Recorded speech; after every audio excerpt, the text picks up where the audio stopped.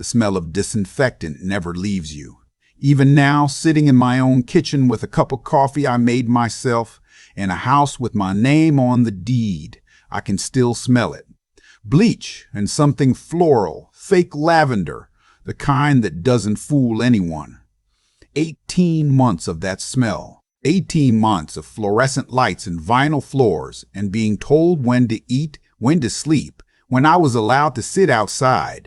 I want to know who's listening because I need someone to understand what it feels like to lose everything, not to a stranger, not to a business deal gone wrong, but to your own daughter, your own blood.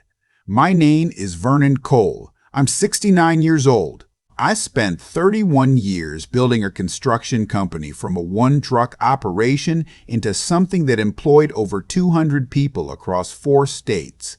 I poured concrete in the summer heat and negotiated contracts in boardrooms and made payroll during 2 recessions without missing a single check. I did all of that. And then, in the span of about 8 weeks, my daughter and her husband took it from me while I was sitting in a memory care facility in suburban Ohio that I never agreed to enter. This is that story, and I'm going to tell it slow because the details matter. My wife Patricia died 6 years ago. Ovarian cancer. We had 38 years together, and I will tell you plainly that I have not been the same man since she passed. Not in a broken way, not in a way that affected my work or my judgment, but in a quieter way. The house got too big. Dinners got too quiet. I started working longer hours not because the company needed me to, but because going home felt like walking into a room where someone had just left. We had 2 children, my daughter Sylvia, who is 44, and my son Philip, who is 38. Sylvia lives 20 minutes from me in Columbus. Philip is in Denver. He's a high school history teacher. He coaches the debate team. He calls me every Sunday without fail. He has never once asked me for money. Sylvia married a man named Conrad about 12 years ago. I want to be careful here because I don't believe in speaking ill of people without reason. Conrad is the reason I'm telling this story at all, so I'll give you the facts and let you form your own opinion. He's charming in that way that takes you a little while to notice isn't real. Good handshake. Remembers your name and uses it too much. He'd had 3 different jobs in the first 4 years of their marriage. Nothing criminal, nothing shameful, just a man who seemed to find reasons to move on right before things got difficult. By the time this story begins, he was working as a consultant. And I put that word in quotes because when I asked him once what exactly he consulted on, he talked for 4 minutes without giving me an answer. About 2 years before everything happened, Sylvia started coming around more. Not in the way a daughter visits her aging father. Warm, easy, unscheduled. She called ahead. She brought Conrad. She started asking questions about the business that I found odd at the time, but didn't examine closely enough. What was the revenue last year? Was I thinking about retirement? Had I updated my estate documents recently?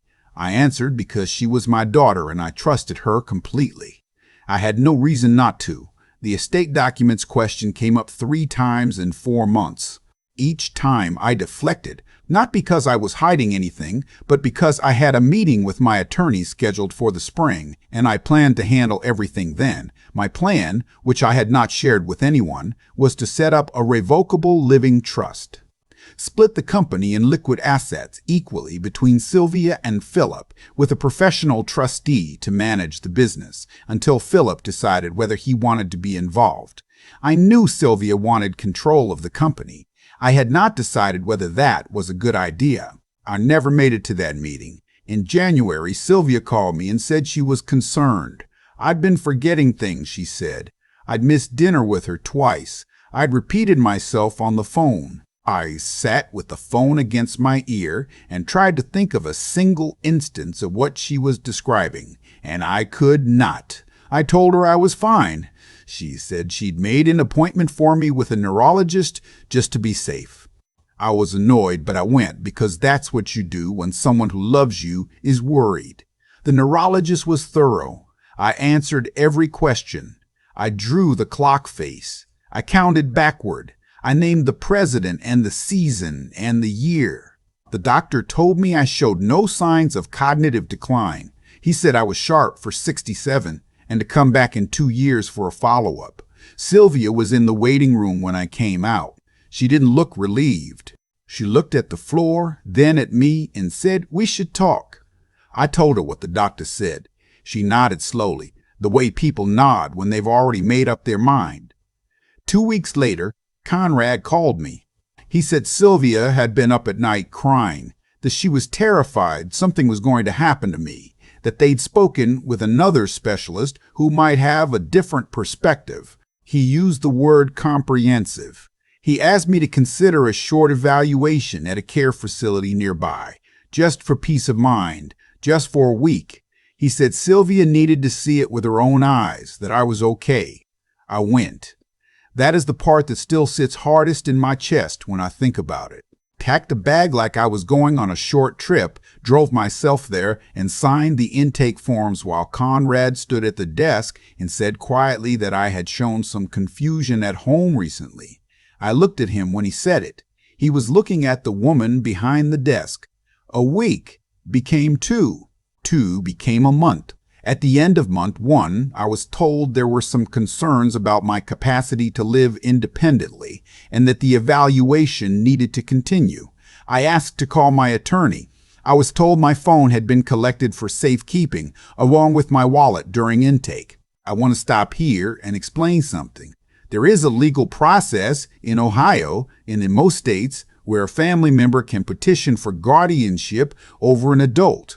If a doctor at the facility signs documentation saying the individual cannot make decisions for themselves, and if the individual does not have an attorney present at the hearing, the court can appoint a guardian.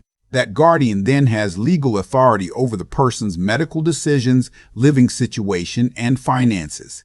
Conrad and Sylvia petitioned for guardianship 6 weeks after I checked in. The facility doctor, I will not call him my doctor because he never was, signed the paperwork. I was not told about the hearing. I did not have an attorney. The hearing lasted 17 minutes.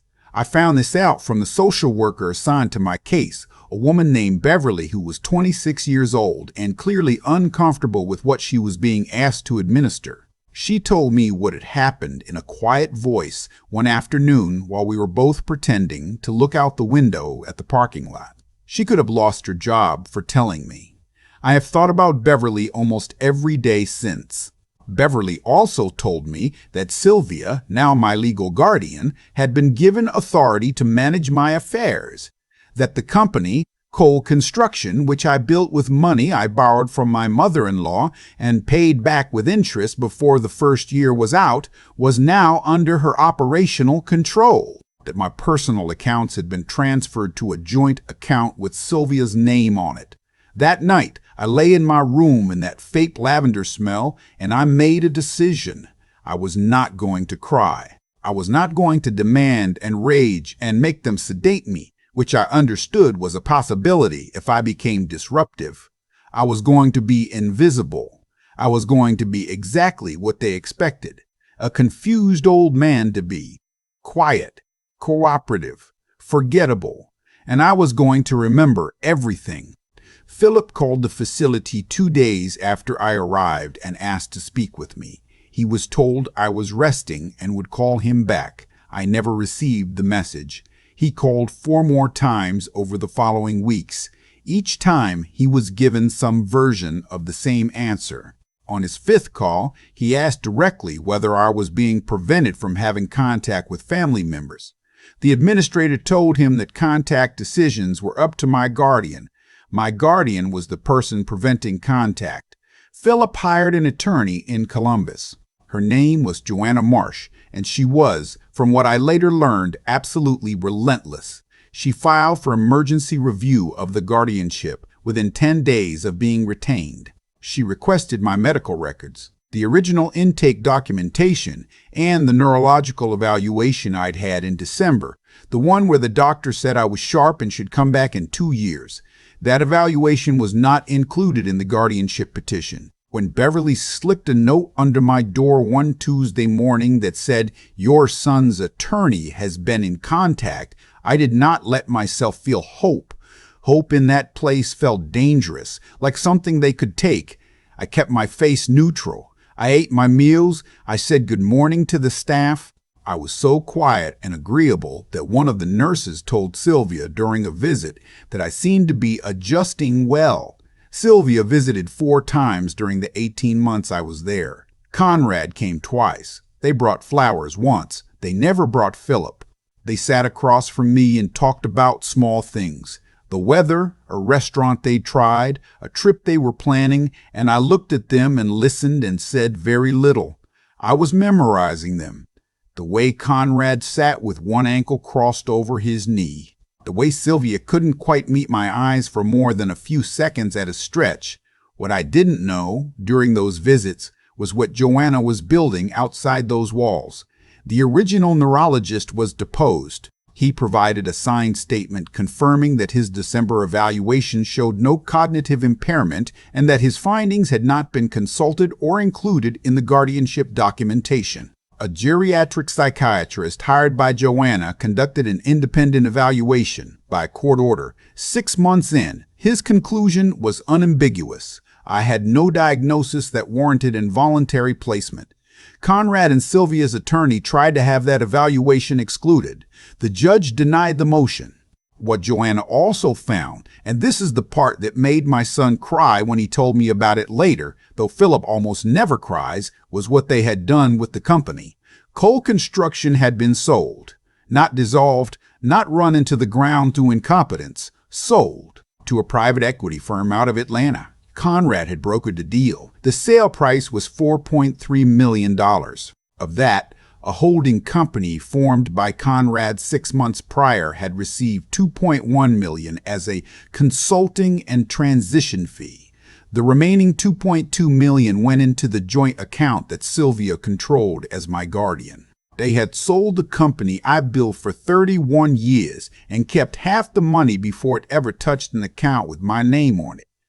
I did not notice when I was sitting in that room with the vinyl floors. I only knew I needed to stay quiet and let Joanna work. The guardianship was vacated 14 months after Philip retained Joanna. It took another 4 months to complete the legal process for my discharge and transfer back to independent living. 18 months in total. I walked out on a Wednesday morning in March with the bag I'd brought in January 2 years earlier, and Philip was standing by his car in the parking lot, and neither of us said anything for a long moment. He's a tall man, my son. He gets it from my side. He had his hands in his jacket pockets, and he was looking at me the way you look at someone when you need to confirm with your own eyes that they're real. "You ready?" he said. "I've been ready," I said. What Sylvia and Conrad did not know, what they had no way of knowing because I had not told anyone, not even Philip, until Joanna needed to know, was that 3 days before I checked into that facility, I had met with my attorney. Not the spring meeting I'd mentioned to no one, but an emergency meeting I called the morning after Sylvia and Conrad first started pushing for the evaluation. Something had felt wrong. I couldn't name it exactly, not yet, but something in the texture of those conversations had shifted. In 40 years of contract negotiation had given me a reliable sense for when someone at the table wants something other than what they're saying they want. In that meeting, I established the revocable living trust I'd been planning. I transferred the company into the trust. I designated Philip as successor trustee. I named my attorney as co-trustee with authority to act if I became incapacitated. And I signed a durable power of attorney naming Philip, not Sylvia, as my agent for financial and healthcare decisions. Sylvia was appointed guardian by a court that never knew that document existed, because it was never submitted during the guardianship petition. Conrad negotiated and executed a sale of Cole Construction as my guardian's agent, a company he did not have legal authority to sell because it was held in a trust that predated the guardianship by 72 hours. The sale was void. The consulting fee was fraudulently obtained. The private equity firm in Atlanta, when informed of this, was not pleased. They had their own attorneys. The $2.1 million consulting fee became the subject of a civil fraud case filed in Franklin County. Conrad's legal exposure, according to Joanna, was significant. Sylvia's was less. She had not directly structured the fraudulent payment, but her role as guardian and the decisions she made in that role were being reviewed by the county prosecutor's office. I am not going to tell you I felt satisfaction when Joanna laid all of this out for me. Satisfaction is the wrong word. What I felt was something closer to grief, actually, because Sylvia is still my daughter. Because I can still remember her at 7 years old in the backseat of my truck, eating a gas station sandwich and singing along to the radio, completely wrong on every lyric, completely confident anyway. I can remember teaching her to drive in an empty parking lot on a Sunday and how she laughed when she finally parallel parked on the first try.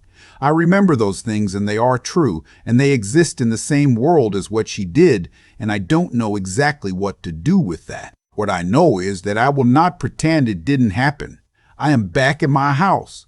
Philip drove me home from the facility and stayed for a week, sleeping in his old room, making eggs in the morning and asking whether I wanted to watch anything in the evenings. He is a good man. He got that from his mother. He has taken a leave from his school for this semester to help me get the company reorganized. Cole Construction still exists because the trust still exists. And the sale was unwound to the courts with penalties assessed to the buyer and the broker both. I have spoken to Sylvia once since my discharge. She called from a number I didn't recognize and I answered without thinking. She said she was sorry. She said Conrad had told her it was the best way to protect me. She said she hadn't understood what he was doing with the money until it was already done. She was crying by the end. I listened. I did not interrupt. When she finished, I said I needed some time and that I would call her when I was ready. I have not called her. I don't know if I will. What I want to say to anyone listening, and I mean this plainly, not as a lesson, not as advice, just as something I learned the hard way, is this: have the conversation you're putting off. Not the argument, not the confrontation, just the honest one. I knew something was off. I had the instinct and I acted on it, and that action is what saved the company and ultimately saved me. But I was 3 days ahead of disaster. 3 days. Get your documents in order. Not because your family is going to betray you. Maybe they won't. Mine didn't entirely. Philip is proof of that. But because the documents are the only language the courts speak, and if you end up needing them, you will not have time to create them. You need them before you need them. That's the whole point. Cole Construction broke ground on a new project last month, a mixed-use development in Westerville. I was at the site on the first morning, not because I needed to be, but because I wanted to stand on dirt that was about to become something and remember why I started doing this in the first place. One of the crew foremen, young guy, maybe 30, as a kid he talks about constantly, saw me standing there and came over and shook my hand and said it was good to see me back. He didn't say anything else. He didn't need to. I drove home and made myself a cup of coffee and sat at the kitchen table, and the morning light came through the window the way it used to when Patricia was still here, that particular angle that only happens in March, and I thought about the smell of that place. And I thought of Beverly and what it cost her to slide a note under a door, and I thought about Philip in the parking lot with his hands in his pockets. And then I finished my coffee and I went back to work. People ask me sometimes whether I'm angry. Not in a probing way, just the way people ask when they genuinely can't figure out how you're still standing. And the honest answer is that anger was never the thing that got me through. Anger burns fast and it burns you along with everything else. What kept me going in that room with the vinyl floors and the fake lavender smell was something quieter than anger. It was clarity. The absolute bone-deep understanding that what was happening to me was wrong, and that wrong things have a weight to them that eventually tips. I think about what Sylvia and Conrad actually built, not what they thought they were building, the money, the control, the company with their names on the accounts, but what they actually constructed over those 18 months, a record, a paper trail of every decision. Every document, every court filing made in bad faith. They were meticulous about it because they thought meticulousness was protection. It wasn't. It was evidence. Every careful move they made became part of the case that Joanna built against them, and by the time she was done, the structure they'd erected so carefully was the very thing that brought them down. That's not luck. That's not some invisible force balancing the scales. That's just how choices accumulate. You make enough of them in the same dishonest direction, and eventually the direction is unmistakable to anyone looking. I was not a perfect father. I worked too much when Sylvia and Philip were young. I missed things I shouldn't have missed. I told myself it was for the family, and it was partly, but it was also for me, because I loved the work, and loving the work was easier than sitting still. I've thought about whether any of that contributed to who Sylvia became, and I don't have a clean answer. What I know is that Philip grew up in the same house with the same absences, and he is one of the most decent people I have ever known. So I've stopped trying to locate the explanation in my own failures. What Sylvia did was her choice. Comrade's influence was real, but she was an adult who knew what was happening. What I want people to hear, and I mean this for anyone who is sitting with something difficult right now, something that feels too large to outlast, is that endurance is not passive. Staying quiet in that facility was not submission. It was the most active thing I had ever done. Every day I chose not to react was a day I protected the strategy that ultimately freed me. Intelligence without patience is just noise. I had to be patient enough to let Joanna work, and that patience cost me something real, but it also saved everything. Philip asked me once, after it was all over, whether I wished I'd fought harder from the inside. Made more noise, demanded more, created a scene that the facility couldn't ignore. I thought about it seriously before I answered, and I told him no, because the people who could help me weren't inside those walls. They were outside, and they needed time, and the only thing I could do to help them was not make things worse. Sometimes the most courageous thing is recognizing what you cannot control and protecting the one thing you still can, your own steadiness. I'm 69 years old. I have a company that's still standing and a son who drives from Denver when I need him, and a March morning light that comes through my kitchen window at the right angle. It's enough. It's more than enough. And I earned it, not just through the 31 years of construction work, but through 18 months of being exactly patient enough